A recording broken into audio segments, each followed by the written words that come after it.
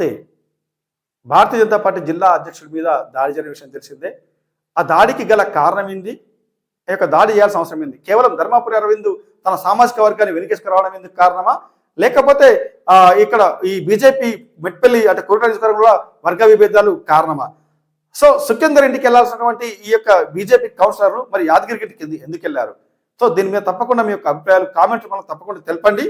అలాగే మా పూర్తి కథనం చూసి మేము చెప్పింది అంటే మేము ప్రజల నుంచి కలెక్ట్ చేసినటువంటి వార్త అవునా కాదా అనేది కూడా మీరు కామెంట్ రూపంలో తెలపాలని ప్రతి ఒక్క వ్యూవర్ని కోరుతూ మొత్తం ఈ వీడియో మొత్తం చూడాలని కోరుతా ఉన్నాను. Thank you. నమస్తే ఫ్రెండ్స్, టుడే న్యూస్ ఛానల్కి స్వాగతం. నేను నరేందర్. ఇక్కడ మనం చూసినాం, నిన్న మున్సిపల్ ఎన్నికల్లో బీజేపీ అభ్యర్థి క్రాస్ ఓటింగ్ చేశారు. ఆ బీజేపీ అభ్యర్థి క్రాస్ ఓటింగ్కి యొక్క ప్రభుత్వ విప్ ఇన్ టైంలో జారీ చేయకపోవడంతోనే యాదగిరి ఇంటి మీద అంటే బీజేపీ జగిత్యాల జిల్లా అధ్యక్షుడు బీజేపీ ఇంటి మీద దాడి చేసినామని తెలుపుతా ఉన్నారు. నిజంగా ఇది మరి ఎంతవరకు కరెక్టు? అంటే బీజేపీ జిల్లా అధ్యక్షుడు ప్రభుత్వం జారీ చేశాడా లేదా అంటే ఆయన వాళ్ళ రాష్ట్ర నాయకత్వం చెప్తా ఉంది. రామచంద్ర అంటే జిల్లా ఏదైతే బీజేపీ రాష్ట్ర అధ్యక్షులు రామచంద్ర గారి మాటలు ఒకసారి మనం విందాం.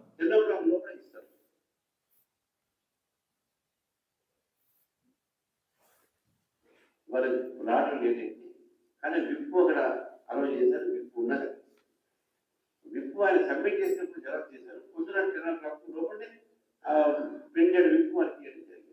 ఏ ఫాము బి ఫాము విప్పు కూడా జారీ. విప్పు ఎప్పుడైనా సరే 10 o'clock లోపల ఇస్తారు. సో ఇది మొత్తంగా అంటే ప్రభుత్వ విప్పు సంబంధించినటువంటి ముందు జిరాక్స్ అయితే ఇవ్వడం జరిగింది, కానీ 10 o'clock లోపల ఏదైతే ఉంటుందో అది ఒరిజినల్ కాపీ కూడా ఇవ్వడం జరిగిందని చెప్పేసి రాష్ట్ర అధ్యక్షుడు చెప్తా ఉన్నాడు.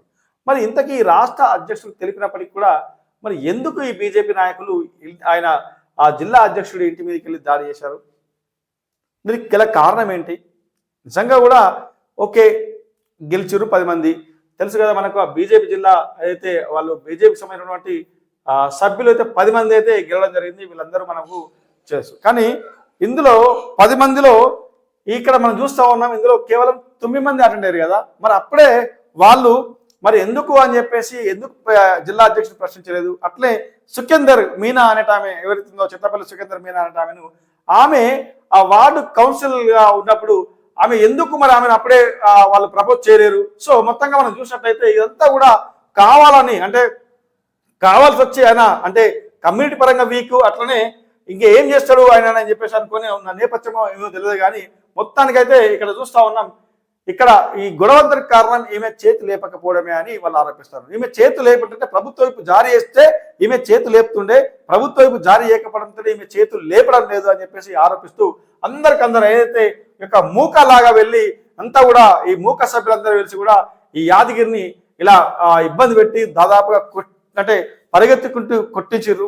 సో దీంతో ఈయన కొడుకు ఏదైతే జిల్లా అధ్యక్షుడి కొడుకు ఫిర్యాదు చేశారు పోలీసులకి. సో ఫిర్యాదు చేసినటువంటి అనంతరంలో అందులో దాదాపుగా ఇట్లా చూడొచ్చు, జిల్లా బీజేపీ అధ్యక్షుడి నివాసంపై కార్యకర్తల దాడి అని చెప్పారు. కార్యకర్తల దాడి కాదండి, ఇది కౌన్సిలర్ల దాడిగా చెప్పాలా. ఇది కార్యకర్తలు కాదు, వాళ్ళకి ఇంకా వాళ్ళు కార్యకర్తలు అనుకుంటారు, అది మీడియాలో కూడా అట్లా అనుకుంటారు, కానీ వాళ్ళు కాదు, వాళ్ళు కౌన్సిలర్లు, ఎన్నికైనటువంటి బీజేపీ కౌన్సిలర్లు. అలాగే కొంతమంది కార్యకర్తలు వెళ్ళి ఆ యొక్క జిల్లా అధ్యక్షుడి ఇంటి మీద దాడి చేశారు. So municipal chairman vice chairman ఎన్నికల్లో బీజేపీ చెందినటువంటి councillor Chitlapalli Meena Sukhender Goud party whip ధిక్కరిస్తూ కాంగ్రెస్ అభ్యర్థికి మద్దతు తెలపడంతో కాంగ్రెస్ అభ్యర్థి మల్లార లింబాద్రి చైర్మన్ ఎన్నికయ్యారు. సో దీంట్లో అగ్రహానికి గురైనటువంటి బీజేపీ కార్యకర్తలు మళ్ళీ కార్యకర్తలు పెట్టారు. బీజేపీ కార్యకర్తలు కాదు, బీజేపీ కౌన్సిలర్లు పెద్ద ఎత్తున పట్టణంలో బీజేపీ జిల్లా అధ్యక్షుడు రాచకొండ యాదగిరి బాబు నివాసానికి చేరుకొని దాడికి పాల్పడ్డారు. యాదగిరి బాబు తనయుడు ఫిర్యాదుతో పోలీసులు కేసు నమోదు చేశారని చెప్పేసి మనం ఇక వార్త తీసుకొచ్చారు. సో మొత్తంగా ఇది ముచ్చట. మరి దీంట్లో అసలు యాక్చువల్ ఏం జరిగింది అంటే మనకు తెలుసు, ఇక్కడ ఈ గెలుపొందినటువంటి అభ్యర్థుల్లో ముగ్గురు కూడా ఈ బొడ్ల ఫ్యామిలీ చెందినటువంటి ముగ్గురు కూడా ఉండడం జరిగింది. సో ఈ ముగ్గురు అంటే 10 మంది సభ్యులు గెలవగా ఈ 10 మందిలో ముగ్గురు కూడా ఈ బొడ్ల కుటుంబానికి చెందినటువంటి సభ్యులైతే మెట్పల్లి కౌన్సిలర్గా గెలవడం జరిగింది. అయితే సరే ఎట్లాగో గెలిచిరు, అయిపోయింది. ప్రభుత్వం అంటే మన లోపలికి వెళ్ళిపోయారు, ప్రమాణ స్వీకారం చేసారు, అయిపోయింది. ఇలా ఇంటెన్షన్ ఏంటంటే అందులో బీజేపీ నాయకుడు అమ్ముడు పోయి అంటే ప్రభుత్వ వైపు ధిక్కరించిండు అని ఇలా బాధ. సరే ఇంకో టాక్ ఏముందంటే ఆయన ఎంత కొంతకు అమ్ముడు వేయండు, ఆ అమ్ముడు వేయండి అని చెప్పేసి మాకు ఇట్లా బీజేపీకి మాకు చైర్మన్ రాలేదు ప్లస్ మిగతా రాలేదని చెప్పేసి. సో వీళ్ళ బాధ ఏంటి అసలు నాకు అర్థం కాదు. అంటే జనం ఏమనుకుంటారంటే వీళ్ళ గురించి వీళ్లకు ఏదైతే మున్సిపల్ చైర్మన్ అయ్యే అభ్యర్థులు ఎంతో కొంత మాకు డబ్బులు ఇస్తుండే కదా, ఎంతో కొంత 5 లక్షలు 10 లక్షలు ఎంతో కొంత అమౌంట్ అయితే మాకు వస్తుంది కదా, సో ఆ అమౌంట్ దక్కలేదని వీళ్ళు బాధపడుతుర్రా, లేకపోతే నిజంగానే చైర్మన్ దక్కలేదని బాధపడుతుర్రా, ఇంతకీ అసలు ఏంది? సో ఇంకో ముచ్చట, ఏదైతే ఈ గెలిచినటువంటి కౌన్సిలర్ల తరపున ఎంపీ ధర్మాపురి అరవింద్ ఎందుకు రాలేదు, ఎందుకు ప్రచారం చేయలేదు, పక్కన ఉన్న కుర్రలకు ఎందుకు పోయిండు? అయితే ఆయన వ్యక్తిగతంగా ఏమన్నారట ధర్మపురి అరవింద్, అరే నాయన మీరు మెట్పల్లి కాడ ప్రతి ఒక్కరు స్టార్ క్యాంపెయిన్ అయ్యారా బాబు, మరి మీకు ప్రచారం నేను చేసిన స్థాయా, మీరు చేసుకోరా బాయ్ అని చెప్పినట్టు కూడా టాక్.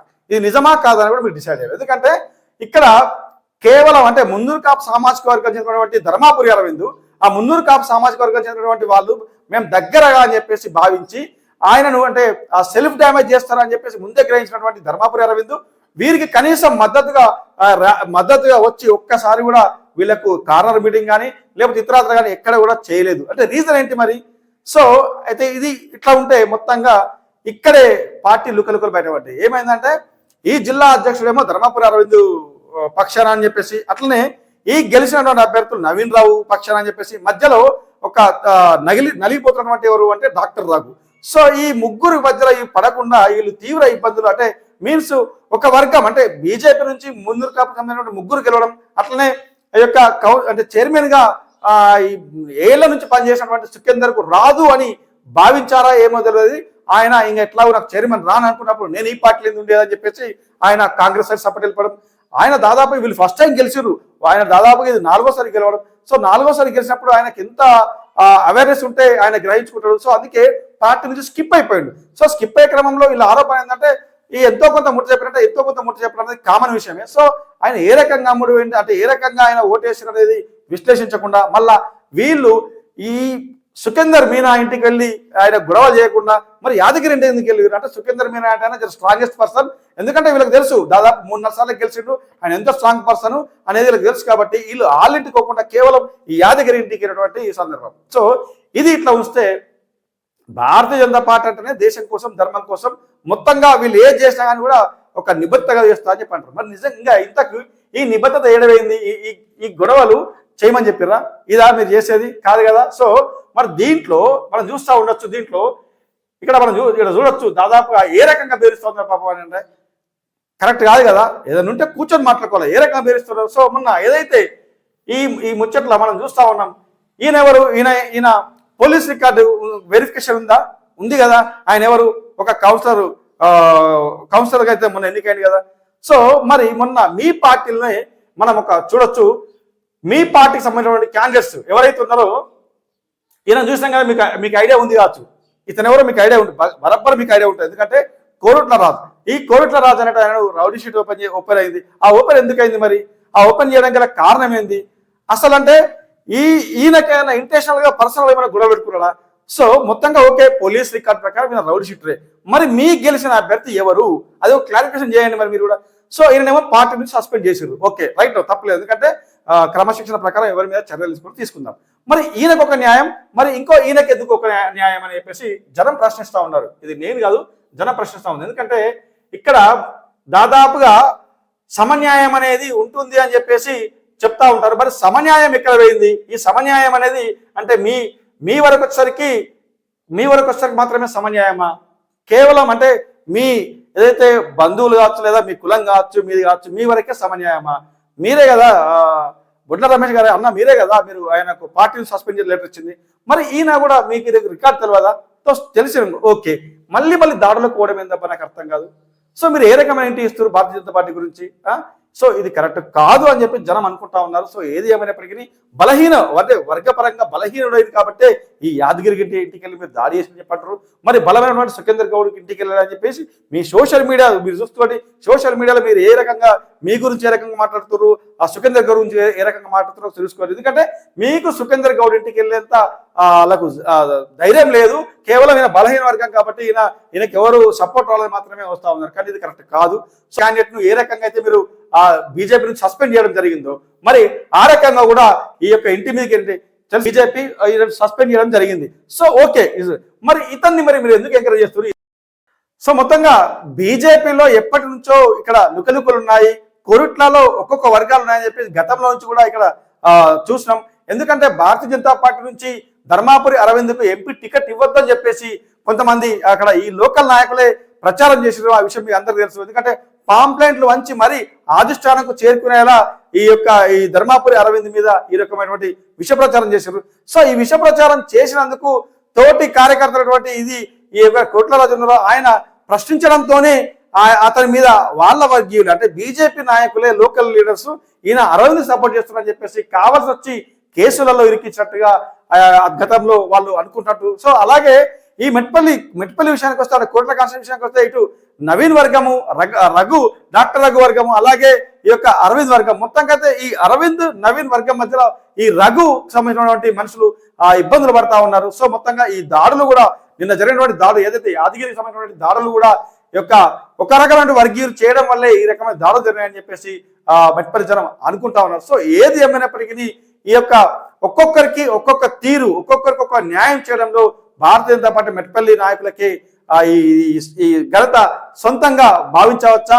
మరి మీ సామాజిక వర్గంలో తప్పులు చేస్తేనేమో సరిదిద్దే నాయకులు అలాగే వేరే సామాజిక వర్గం చెందినటువంటి వాళ్ళను ఈ రకంగా కేసుల పాలు చేసి ఇబ్బందుల పాలు చేయడం మరి మీరు ఎందుకు ఈ రకమైనటువంటి వ్యవహారాలు చేస్తా ఉన్నారని చెప్పేసి మెట్పల్లి జనం ప్రశ్నిస్తా ఉన్నారు. దాడులకు ఈ కౌన్సిలర్ అంటే జిల్లా అధ్యక్షుల మీద దాడులు చేసిన ఎందుకు ఎక్కడ చేస్తున్నారు? మరి వీళ్ళని పార్టీని సస్పెండ్ చేస్తారా?